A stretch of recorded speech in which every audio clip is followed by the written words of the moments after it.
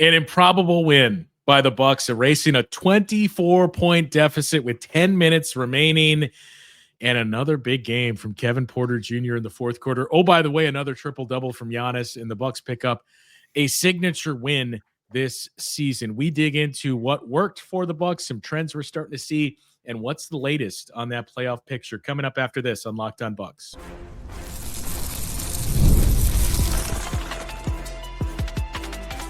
You are Locked On Bucks, your daily Milwaukee Bucks podcast, part of the Locked On Podcast Network, your team every day. Welcome into Locked On Bucks. I'm Justin Garcia, joined by Faez, and we thank you for making this your first listen of the day and for continuing to check out the Locked On Bucks newsletter. If you have not done so yet, you can sign up for free at lockedondaily.com. Get your day started with the all-new free Locked On Bucks newsletter. I don't even know where to begin with this one, Van. It had everything. The Bucks were down 20 points going into the fourth quarter. They were down 24 points 2 minutes into the fourth quarter. They go on a 23-0 run, by the way, and this was their second 20-0 run in the game in a week. They get a triple-double from Giannis, his 10th of the season. They get a double-double from Bobby Portis in his return. They have an incredible fourth quarter where they caused 8 turnovers by the Timberwolves. Kevin Porter Jr. has 4 steals in the fourth quarter. This game literally had it all. And, I mean, it's without question their best win of the season, and coming at a time where you need to piece together these nice types of wins going into the playoffs. Yeah, there's so many things I could say about like just what happened in that fourth quarter. I mean, like you hit the big one, a 23 zip run. They're down 24, and I posted this on Twitter and Blue Sky, but at that point, ESPN.com had their win probability at 99.9%. The Timberwolves, when Dante DiVincenzo hit that 3 with 10:09 left. Basically, immediately after that, Gary Trent Jr. has that 4-point play, and that starts the 23-0 run. It becomes a 34-3 run. So they go from being down 24 to up 7. You got this 31-point swing. You had mentioned the turnovers. I believe in the quarter it was 10 for the Timberwolves. 8 of them, as you said, of the live ball variety. And actually, no, it was 8 turnovers, but they were all of the live ball variety, I think, because Kevin Porter Jr. had 4 steals off them. I mean, just like the Bucks switched to a zone. I don't remember exactly when. It was early in that quarter, and as you were saying, it's like had they ever seen one before, the Timberwolves? Yeah, like that was the absolutely perplexing part, was that it was one trip after another where it was a turn, and it was almost an identical play each time of Kevin Porter Jr. getting a steal and leading to a Bucks breakout. That you just like, how have you never seen a zone before? Do you not know the ball moves faster than the man? Get to the middle of the floor. Like, it wasn't until the Bucks had taken the lead that Dante DiVincenzo was the one to figure out, okay, we got to move quick here and let's go against the zone. Yeah, and not only just the turnovers, but they had no field goals for almost 9 minutes after that Dante 3 that we're talking about. And God, I mean, like, not just the Kevin Porter Jr., not just the turnovers that he generated, because I mean, he was getting into those passing lanes, he was stripping the ball. I thought that offensive rebound he had with 44 seconds left, that was kind of the dagger. And we'll talk about the rebounding, because obviously that's been such a huge problem for the Bucks lately. They end up out rebounding the Timberwolves tonight, I believe, on the offensive glass and defensive glass as well. It's 43-42 edge, and same number of defensive rebounds for each team at 32. Bobby Portis with 3 offensive rebounds in his return. Kevin Porter Jr. and Giannis each had 3. I mean, the shot battle, the Timberwolves do take 5 more shots, but just with like the extra turnovers, I mean, they shot themselves in the foot so much going down the stretch there. I mean, just an all-time collapse. I mean, like like the Dow Jones basically recently. Call them the Minnesota Timberwolves, right? So I noticed this as we were moving into the fourth quarter that through the first three quarters, the Timberwolves had a 130.4 offensive rating in this game. They were protecting the ball. They had a 7.2% turnover rate. And I mean, both these teams were doing a decent job on the defensive glass. You mentioned some of those numbers, but they had a 61% effective field goal percentage. So the offense was clicking. It wasn't astronomical, but the offense was getting what they wanted. In that third quarter, too, the Bucks committed 0 fouls, which, you know, in the Bud days, we would talk about, hey, play defense without fouling, and that's a good thing. But you need team fouls, and it shows you're playing physical and aggressive. The 0 fouls in the third quarter for the Bucks just kind of illustrated that Minnesota was able to get clean looks and get whatever they wanted throughout that quarter. So they go from a 130 offensive rate 3 quarters to finishing the game at a 108.5 offensive rating. Their turnover rate doubled in that quarter, going from just over 7 to just under 15. The effective field goal rate dropped lower than the Bucks. I mean, the Bucks outperformed the Timberwolves in every single statistical category virtually, in all the advanced numbers, just based off the final 10 minutes of the game. I don't even know how, you describe it. You're much better at like extemporaneous speaking than I am. You're on the radio. You podcast more than me. I mean, I there's that's not like an NBA team It's a video in game, that fourth right? quarter. That's not Yeah. what an NBA team does. The Timberwolves are a good NBA team, but I just like I can't. It doesn't make any sense to me just seeing what happened, and I had to watch this game on on replay, but I'm still kind of following along with it, and I just figure, okay, yeah, they're down like 20 going to the fourth quarter, whatever. But then I get home, open up my phone, the game is What? tied. Right. I assume some people turned back on the TV at that point as well. I got quite a few messages saying, "Wait, they won that game?" From a handful of people. That fourth quarter, it's going to be something we point back to and remember for quite some time. For all those reasons, Kevin Porter Jr. already building up a pretty solid fan base among Bucks fans. It exploded tonight with some of the plays that he made down the stretch. And the remarkable part to me was early in the quarter, you had that opportunity where the Timberwolves were leaving the door open. They weren't converting on shots. They were giving you these opportunities to start to build something. And the Bucks went on a little bit of a run in that 23-0 run. I think it was when it was like they scored the first 6 or 8 points or something. It was That you quick. had those, yeah, and you had those back-to-back possessions though, where I think it was AJ missed an open 3 in the corner, and Kevin Porter Jr. missed that shot at the rim too, where you just felt like, like you need to hit all these opportunities and start to strengthen that lead even more because of how big the deficit is. And I kind of thought that's probably it. Like this was your chance. Little did we know they were only getting started. Right. Yeah. AJ Green didn't miss any threes after that. He hit probably about the 2 biggest ones he's ever hit in a Bucks uniform. I Yeah. mean, that one that cut it to, what was it that forced the timeout? I want to say maybe 8. I think, yeah, 6 or 8. Yeah. Yeah, which was practically from midcourt. I mean, at some arenas, it would have been on the It logo. was right in front of where we broadcast from that you could see him slowing up and thinking like, is he going to shoot this from here? I mean, you're in the building, but I could even tell on the TV, like just the sound that you get from the crowd at Faez when he's pulling up from a shot, especially in big moments like tonight. I'm like, this reminds me of, what I might have heard at like Oracle about 10 years ago. It was, that's just something that popped into my head. Like, wow, he now has, Bucks fans just kind of hanging on his every shot, especially in big moments with tonight. I mean, those in the fourth quarter, he hits only those 2, but he played, I mean, it was all the bench down the stretch. We'll talk about it, but like him, Trent hit one, obviously, Portis hit a big one too.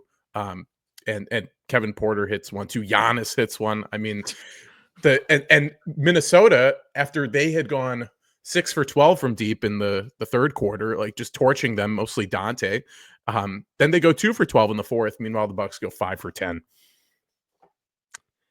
It was absolutely insane what we saw in that fourth quarter, in the final 10 minutes of the fourth quarter. And I do want to talk about, you mentioned the bench, and that was what we saw close it out. Giannis and the bench, like those 5 guys basically played the duration of the fourth quarter, and some of the trends that we've started to see of late here for this team. I do want to get into that coming up after the break here, but there was a moment when I think it was when the Bucks got it down to 3, where in the back of your mind, I just had it there of like, is this going to be, and do you remember this game? Is this going to be that Raptors game all over again? I think, was that game 6 in that first round series where they were down, the closeout game, I believe, where they were down, I think 24 was the max that they were down at one point. Yeah, in that third quarter. Mm-hmm. Yeah, in the third, they come back to either tie it or pull to within a possession, and then ultimately lose. I think it was within a possession. I don't even know if I don't remember if they tied it, but yeah, it was. Or no, they took the lead. I'm just pulling it up now. Okay. On a Jason Terry 3, they took the lead. Oh, you're talking about that Toronto game 6. I thought you meant the one in 2019. Yes, no, I do. Because I do remember that one. I do remember, yes, the Jason Terry 3 towards the end of that. Mm-hmm. Yeah, they took the lead.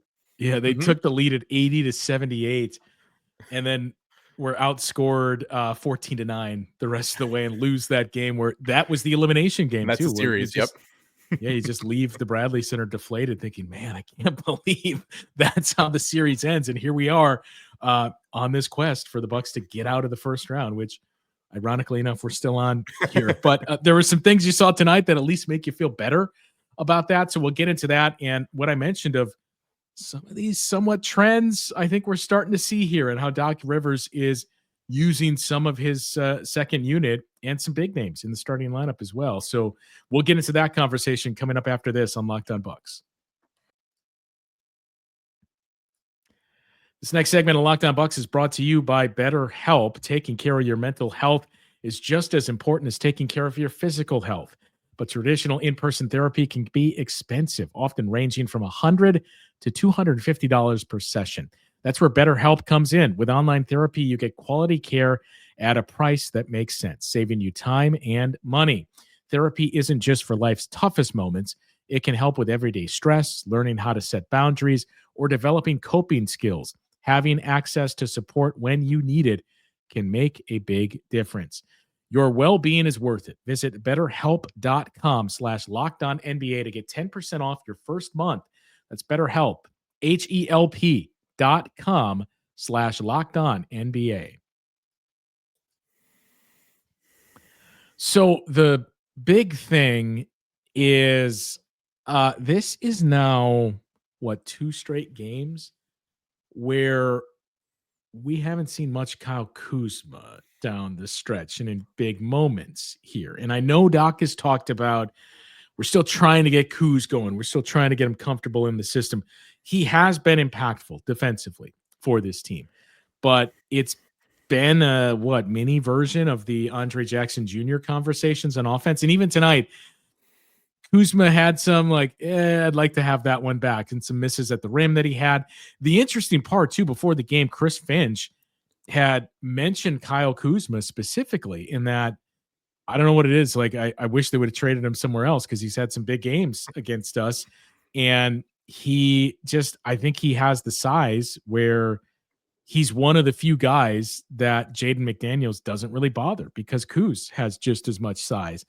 And I remember hearing that and thinking wow, I didn't expect Chris Finch to single out Kyle Kuzma in this mix, and immediately looking to see what are these games that he's had. And sure enough, earlier this year with the Wizards, he had, I think, 32 in one game, 22 in another against the Timberwolves.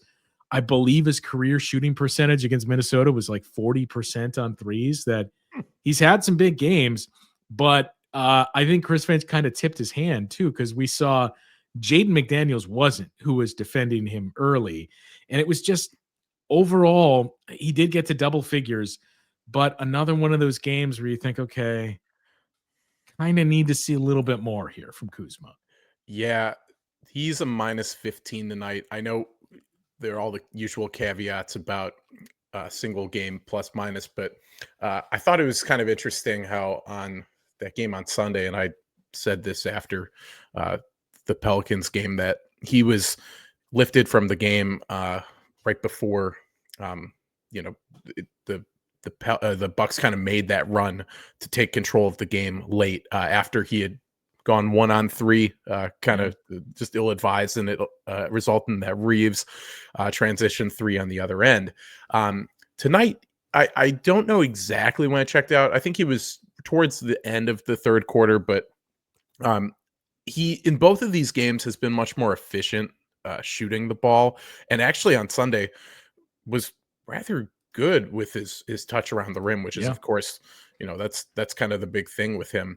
I thought there were a few moments. Yeah, defensively, I can't say anything against his defense since he's come to the Bucks. But I also thought, yeah, there were a few of those moments where you're like, all right, dude, just like play within yourself. But he did have a few nice cuts. He finished his 3 for 5 in the restricted area. He only takes 2 threes. It's just, I think, really telling now that we've got a couple games, 2 right now, and consecutive games where he's not playing in the closing lineup. And I'm gonna look and see, was he out there in overtime at all on yeah, he was he was checked out at the start of overtime, I know, looking at on Saturday, but he only enters for the last 10 seconds of that game. So yeah, not really in these crunch time lineups. No, and he played basically all of the third quarter. Didn't play the entire fourth quarter in Miami, I'm seeing right now. Kinda wild. So it's been basically a trend is what we're seeing here. And as you're starting to get more pieces back, I think it's starting to make sense here. Like he played 28 minutes tonight, which I think everybody would look at and say, yeah, that's probably around the right mix for Kyle Kuzma in that like 23 to 28 minute range, and use him for his defense. Similar story with Brook Lopez. This isn't to get into the battles over Brook Lopez needs to play X amount of minutes, but that's what really struck you with this is you saw all of those guys. Like, it was Giannis in the bench that played basically the entire fourth quarter. Brook started the fourth, played the first minute. Giannis came in after that, and then it was Bobby, Gary Trent, AJ Green, and Kevin Porter Jr. I looked. It was more. Kevin Porter Jr. plays the final 14 minutes. Gary Trent and AJ Green the final 13. And Bobby Portis, who, speaking of how this minute allocation is going to change for Kuzma here, maybe we see that go to Portis. He plays 29 minutes, and he played the final 18 minutes of this game. Welcome back. Here, get 18 minutes of run right now. Look, everybody wants Giannis at the 5, and we got a chance to see it tonight with Rudy Gobert out there. This is my hill to die on. I'm certainly an advocate for it, but I think you still need Brook Lopez, and yes, the versatility that we've heard the Bucks talk about searching for. That's not Giannis at the 5 and switchable guys. That's our versatility. That's okay. We can play Brook Lopez if we need to. We can go to Giannis at the 5. We can play Bobby next to him. If Jericho Sims is back, that's an option we have to throw out there for minutes as well. So these are all things the Bucks were unable to do for the last 25 games because of the BP suspension. So working these pieces back in the mix and seeing, oh yeah, that's what it's like to stagger your bigs and still have 2 bigs on the floor. The rebounding numbers, you mentioned the field goal difference. That was, to me, one of the more telling things from this game too, was, yeah, the Timberwolves took more shots than the Bucks, but number one, the Bucks had 3 times as many free throw attempts.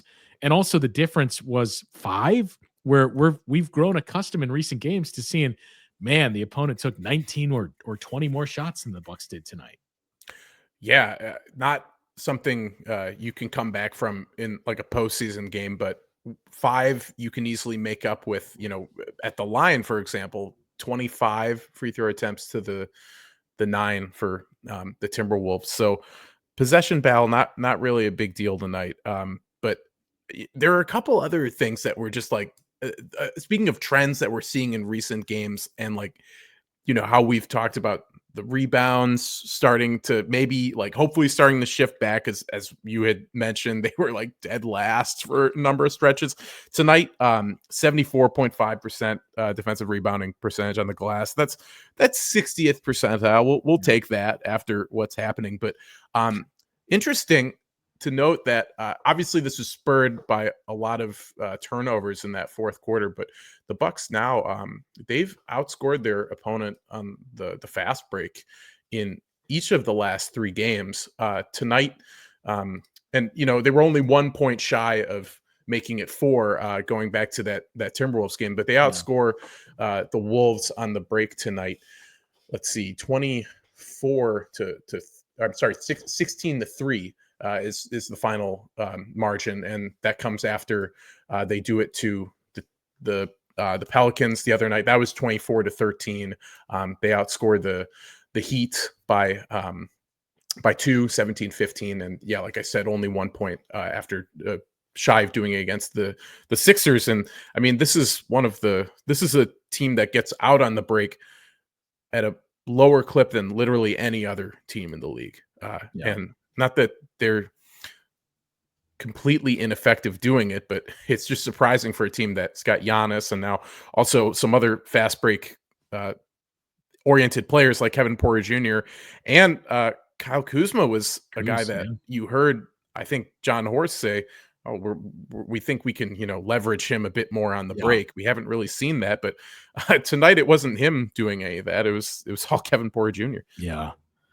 Yeah, and the other thing was I didn't see where they finished for cleaning the glass, but it did feel like the Bucks transition defense was much better tonight too. That even there was at least 2 sequences I remember where the Timberwolves had numbers and got out there on the break, 3-on-2 or 3-on-1 in one of those, and the Bucks were able to get back and get organized. And one of them, it was when the Timberwolves probably had an opportunity at a layup or dunk and instead pulled it back and played half court offense, and the Bucks stopped them. So we've started to see them piece together some more of those.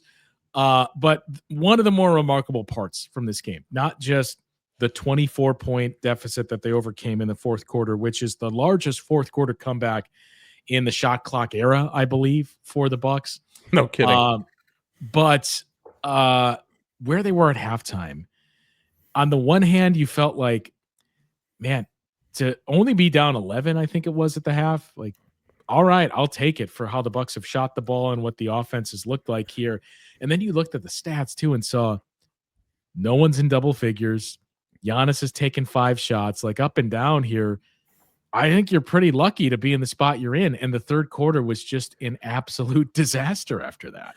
Yeah, there were a lot of moments in the first 3 quarters where like there was, just a better counterpunch that Minnesota had. Like even starting the game, the Bucks were down, they go on 11-2 run, and then immediately Minnesota 8-0.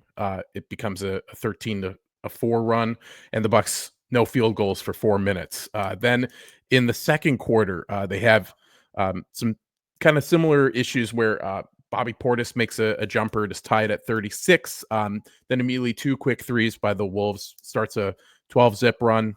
They get it to 20-7. And then in the third quarter, where it gets even worse, they're down 15 pretty quickly.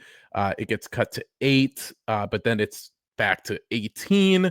But then going over the break from the third to the fourth quarter, there's an 11-1 Minnesota run in there that made it a 24-point game, and that was, the threes by Dante DiVincenzo. Naz Reid had one, and you had Taurean Prince bricking a bunch in a row. Then he finally made one, but it just was. I was I was actually texting with my mom because she had.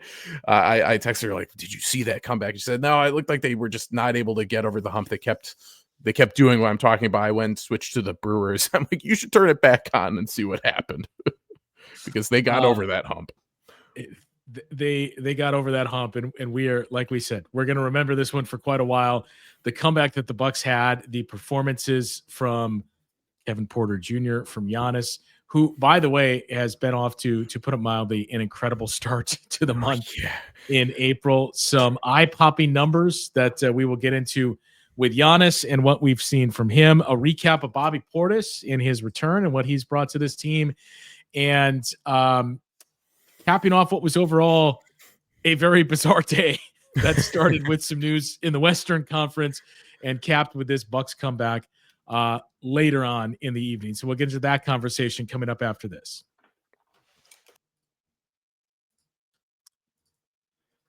With Robinhood Gold, you can now enjoy the VIP treatment, receiving a 3% IRA match on retirement contributions. The privileges of the very privileged are no longer exclusive. With Robinhood Gold, your annual IRA contributions are boosted by 3%, plus you also get 4% APY on your cash and non-retirement accounts. That's over 8 times the national savings average. The perks of the high net worth are now available to any net worth. The new gold standard is here with Robinhood Gold. To receive your 3% boost on annual IRA contributions, sign up at robinhood.com/gold. Investing involves risk, rate subject to change. 3% match requires Robinhood Gold at $5 a month for 1 year from first match. Must keep funds in IRA for 5 years. Go to robinhood.com/boost. Over 8 times the national savings average. Account interest rate claim is based on data from the FDIC as of November 18th, 2024. Robinhood Financial LLC, member SIPC, gold membership is offered by Robinhood Gold LLC.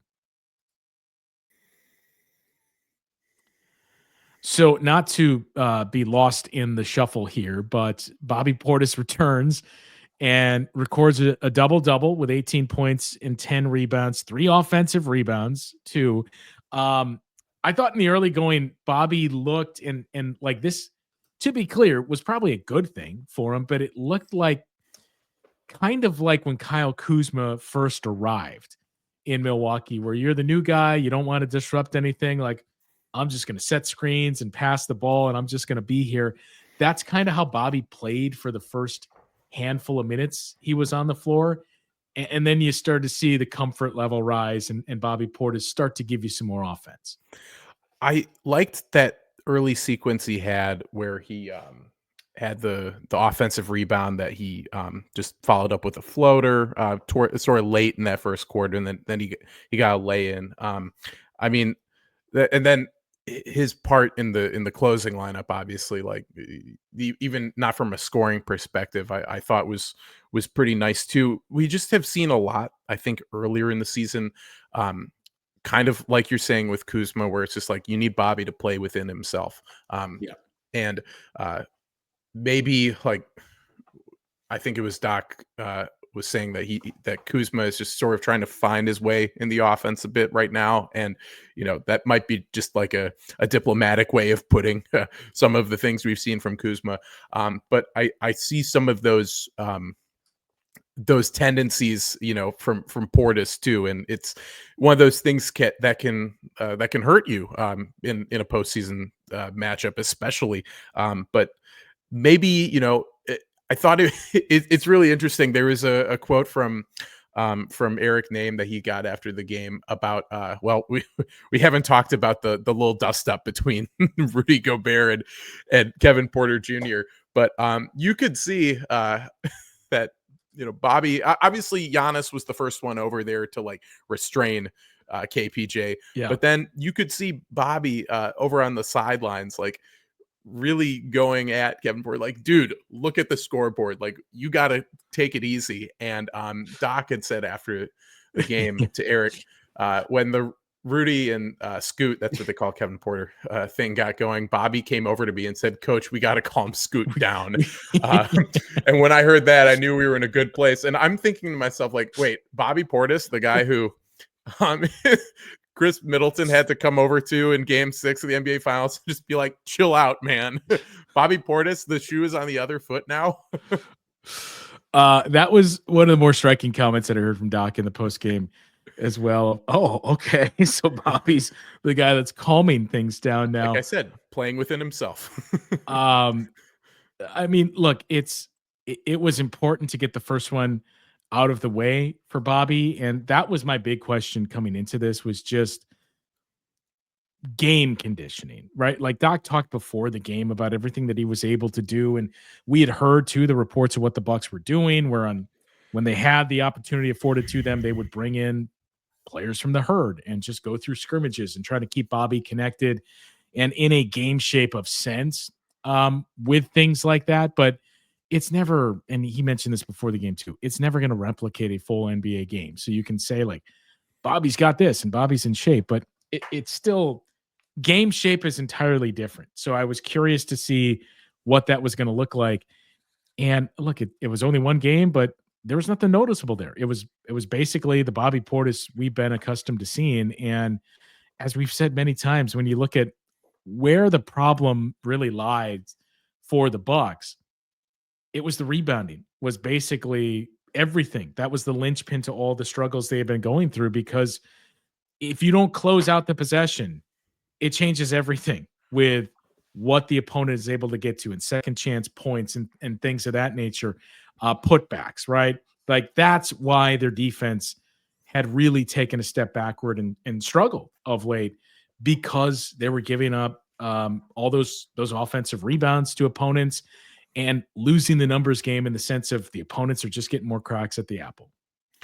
Yeah, I'm looking back, seeing what in the fourth quarter the rebounding numbers are, and I think it was like 17 to it's a 14-10 Bucks edge, but Giannis and Bobby are the leading rebounders in the quarter for both teams. They both have they're both getting 5-3 rebounds. I think just the bench production in this game was so good. I was looking, I mean, the scoring by itself, 55-14 bench scoring advantage for the Bucks in this one.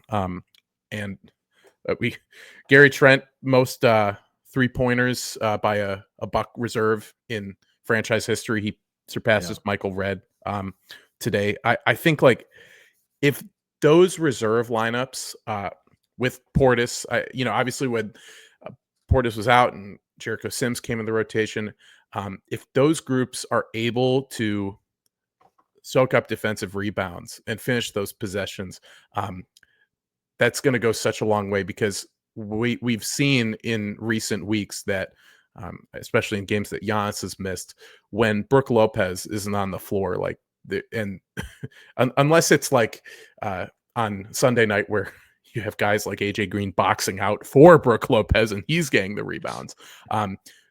These small bench lineups that don't have like a true 5 in there, it's just like it's so hard for them to finish out possessions if they're not cleaning the glass. Yeah, and like that's just going to be the big thing for this team, is continuing to improve the rebounding numbers. Who knows, maybe you get Jericho Sims back for the playoffs. I don't know. I feel a little different to hear that, like they were thinking he might be back this week. Yeah. I originally was anticipating like first round. So, and that's probably what'll happen. Yeah. Yeah. So just having more options is the big thing, like having different ways that you can play. And look, I don't want to make too much of one game, but it's one game where you come back from a 24-point deficit. You do it against, on the surface, a pretty good team. Team too. A hot team with 5 straight wins. So a desperate team that is like battling with 5-6 other teams who have the same record as them in the West right now. They, with this one, they slipped to the 8th seed, and they're only 2 games back of the 3 seed. One that we'll remember for quite some time And I think the funniest part of all of this is a shocking win by the Bucks to holy cow, all of our interactions. Wow, the Bucks won that game. It capped the day that started with the Denver Nuggets firing their head coach and general manager a week before the playoffs. You thought Taylor Jenkins was wild. Like I I have said this before to you and others, but like the Nuggets are following the Bucks kind of To a 2-year T. post Yeah. title plan. Like they lose in the second round in a pretty hard fought series last spring.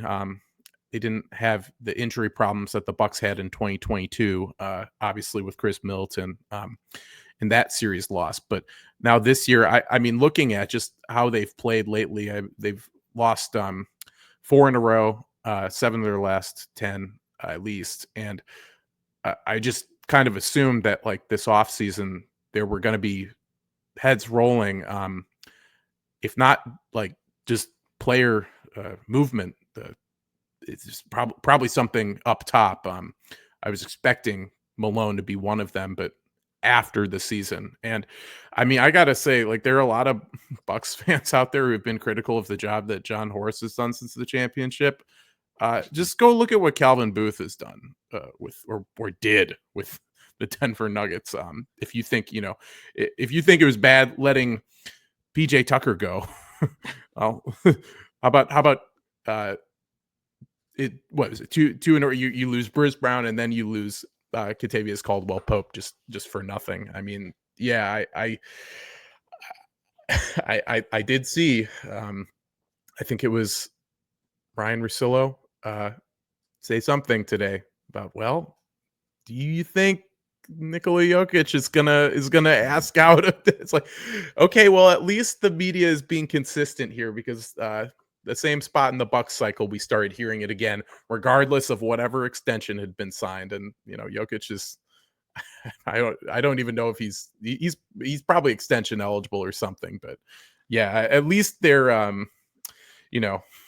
they're going after the Nuggets for what's happening there. I mean, I would hope so after what they did to the Bucks and the national media, I should say. Yeah, I mean, I would also say, we don't have to do this. Like, No, it doesn't no, always have it's to be. done. Well, this clearly means you have to trade this player. But yeah, I was thinking about the same thing that you mentioned. I was listening to another show when I was leaving the arena today, and thinking the same thing of like, man. So they win the championship. They fire their coach 2 years later. The Bucks fired Bud 2 years later. They have Frank that second Vogel. round loss the Frank year Vogel. after. Yeah, Him too. They have that second round loss the year after. Okay. They're starting to really question Jamal Murray's health and like, hey, he's a great productive player when he's available. And now, we're concerned that this injury is going to be something serious. It's going to keep him shelved throughout the playoffs. Like, wow, this really is like these two teams are looking in the mirror. Right. And a team that had never won a championship before. Never won a championship before. Been to an NBA finals. And this was a coach who'd been there for 10 years as well. Yeah. I mean, there are a lot of parallels. I like Denver. I wish them well, but I just like, I think the whole trend like is just wild. Like, are we going to say this time next year is Joe Mazzulla going to get fired? I mean, it would make it like the only guy who's survived 2 years after winning a championship at this rate is Steve Kerr. I mean, you could even talk about, I don't know when Nick Nurse got fired. I think it was more like 3 or 4 years after. Yeah, it was 2023. So he lasted a couple years longer than the other guys. I thought it was interesting too, since we're on the topic of the Michael Malone news earlier today, that you knew both coaches were going to be asked about it. And I think we know Doc Rivers well enough to know where his head is going to be at with this. Chris Finch, though, was asked about, look, you're obviously very familiar with the Denver Nuggets and you guys have had some interesting series there. So like, what did you think when you heard this news? He said he was shocked, but added, you don't really know what's going on with another organization. So I prefer not to comment and just kept it to his personal relationship with Michael Malone, who had hired him as an assistant, and he worked with him for quite some time. But Doc's comments, um, Doc's are the interesting ones about, we heard the same thing after Taylor Jenkins was fired. I don't like it. I'm a coach, so I know I'm biased, but coaches are very important to this league, and I don't think a lot of people are fighting for them. We take the blame whenever something goes wrong. It's always fire the coach. It's tough, and we sign on for it, and a lot of other guys would sign up for this as well if it became available to them. But but when you're in this spot, you see all the things and you know all the things about each organization. If a coach or if coaches could write a book, it would be the book of a lifetime. But coaches die with that, and they aren't getting rewarded for that. Coaches are getting fired and not getting paid. And he even added, I'm still fighting for my money from Philadelphia. We understand we're going to get blamed for stuff, and it's part of it. But there's another story to be told, and we don't tell it. And that was the interesting part to me of, yeah, you know what? You do never hear any coaches come out and blast the organization that they work for the most part. And look, because they want another job and they know, let's not ruffle any feathers. But some very interesting comments from Doc Rivers on a very interesting day that started with the firing of Michael Malone and ended with this improbable Bucks win. Yeah, and I mean, blasting organizations is one thing, but I heard a soundbite of Malone after, I believe, that loss to Indy on Sunday, and he was not mincing words when talking about his players. It was probably the most I've seen a coach trash his players in front of the press, and just in terms of their effort, and like saying how nobody watches film and everything like that. When I saw that soundbite today, I was just like, okay, I think I can see why this might have happened. Yeah, and look, you can't help but wonder too if Russ doesn't go for that shot and make that turnover and they win that, or that foul and they win that game, Michael Malone not get fired. Like that's kind of where we're at with it. We didn't even mention Mike Brown earlier this year too. Kind of similar stuff happened with him. It's just wild. Like it's becoming like, you know, the Premier League or something where coaches are just going to be around for a year. Like, well, the Phoenix Suns. I mean, how many one-year coaches have they had? I was looking back in the last 10 years. It's not just Bud. It's not just Frank Vogel. It's like Igor Kokoskov, Earl Watson. Yeah. Even our guy Terry Porter way back in the day. That's didn't even make it through the whole year. But that's a whole other story. Justin, we can't get off this game though before we got to give Giannis some flowers. Yeah, because like we've gone too far deep into this pod. I wrote it down here. I mean, like, dude had his third consecutive triple double. That's the second time he's done that in his career.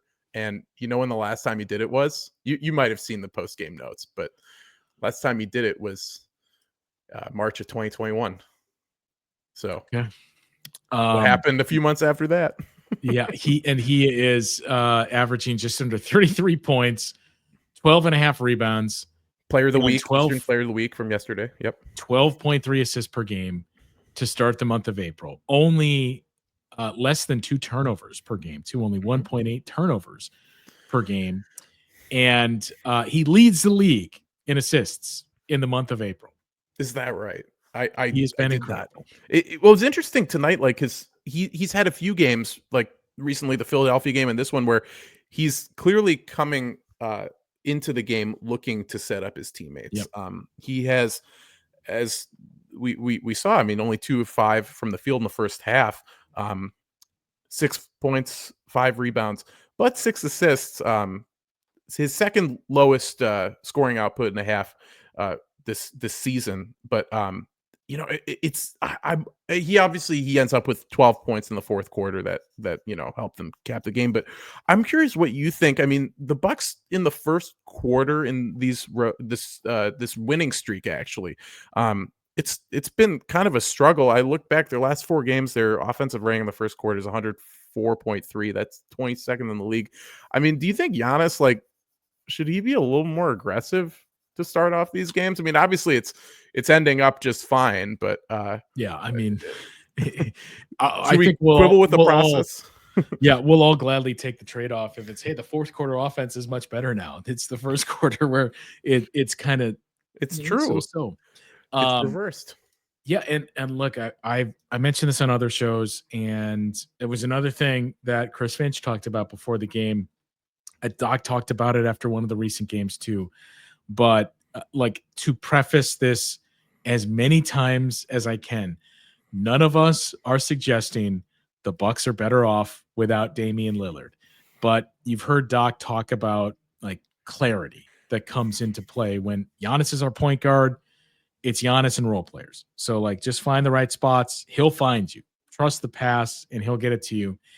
And Chris Finch basically said the same thing about how the Bucks look without Dame, and that, well, first they're getting to the rim a lot, and you always want to play the game inside out. But Giannis pulls so many people with him when he's got the ball in his hands, because there's so many things you have to prepare for, whether it's his mid-range shot, his spin move, him putting the ball on the floor and getting to the rim, finding his teammates. So you just have to prepare for a ton of situations when he's got the ball in his hands, and it drives more clarity that everybody's role is now off the ball. So just find your spots and get there, because Giannis is going to have the ball in his hands quite a bit. And added to, like, look, when you lose guys, other guys always step up and play more.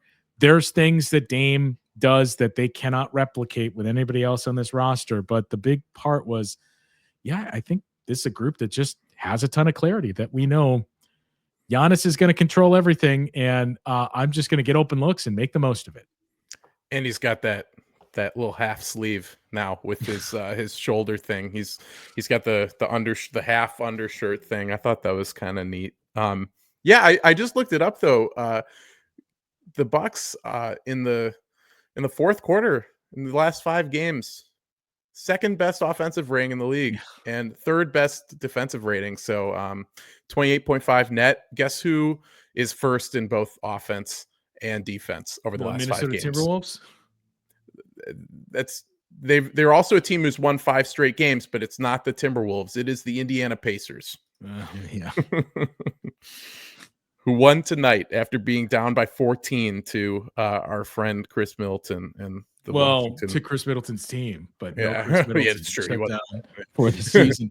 Yeah, you had that brief little glimmer of hope of like nudging a few people in the broadcast booth, like, you see the score right now? Like, the Pacers are losing by 14. We can't totally wipe it out. And then the Wizards do what the Wizards do. AJ Johnson, 8 points, 4-9 shooting. Shout out to AJ Johnson. Yeah, I mean, look, since we'll wrap with this, the age-old question: did the Bucks win the game, or did the Timberwolves lose the game? I think I'd go with the latter. I mean, you blow a 24-point fourth quarter lead, like, you deserve to lose that game. I mean, and it would be one thing if this was just like, man, the Timberwolves weren't hitting shots, but again, they were for a time. They were, but like, go back and rewatch the last 5 minutes or so of this game and see how perplexed the Minnesota Timberwolves were with a simple zone. And it was astounding to see how much that really threw a wrench into everything for the T-Wolves tonight. So, one we won't soon forget for a number of reasons: the 24-point comeback, the third straight triple-double from Giannis, another big game from Kevin Porter Jr., Bobby Portis makes his return. So it was a special one inside a Fiserv Forum, and a win that moves the Bucks one step closer to knowing who their first round opponent is going to be in the playoffs. They have a magic number of 2 to clinch the 5 seed, with the Pelicans coming to Milwaukee on Thursday. The Pistons lose. Let's see. They lost. Was it last night? Yeah, the Knicks lost tonight to, and so the Bucks are now up 2 full games on them, I believe. And the Knicks losing tonight in overtime to Boston, they still haven't clinched the 3 seed. I mean, they looking at playoff status. Well, there's two things in play Yeah. that you would think are going to help the Bucks. Right. Number one, Jalen Brunson still needs, I think, 2 more games to get be his 65 awards for eligible. Yep. And yeah, the Knicks, they have the tiebreaker, but they still have to hold off the Pacers. Yeah, they have the Pacers have a less than 1% chance of getting that 3 seed right now in playoff status, but the Knicks are still playing for something, and they are playing the Pistons on Thursday. So we've been talking about all year how, or at least for the last few months, how these last 2 games against the Pistons probably going to determine a lot. It turns out they might not actually determine anything if there's a Bucks win and a Pistons loss on Thursday night. Yeah, and like the goal is at the very least that magic number's 1 once you get into Friday. If not, it's over altogether. But yeah, we'll see if those 2 games are going to be meaningful or if this is, hey, we know it's the Bucks and the Pacers. We know we're going to open up the playoffs in Indiana the following weekend, so we're good here. Hey, and the Bucks still could get that 4 seed. They've got a 3% chance. That's 3 times higher than it was on Sunday. I'll have you know. I mean, that's worth something. Yeah, an incredible night tonight, though, and one we won't forget anytime soon. The 24-point comeback, Bobby's return, and everything else that came with this game in the Bucks victory. Van, always great to get your thoughts on this one and to break it down with you. Yeah, this was a fun one. Especially a game like what we were treated to tonight. That'll do it for today's episode of the show. Camille and I will be back with the show tomorrow to get you into that game between the Bucks and the New Orleans Pelicans. For Van, I'm Justin. We'll talk with you guys once again tomorrow on Locked On Bucks.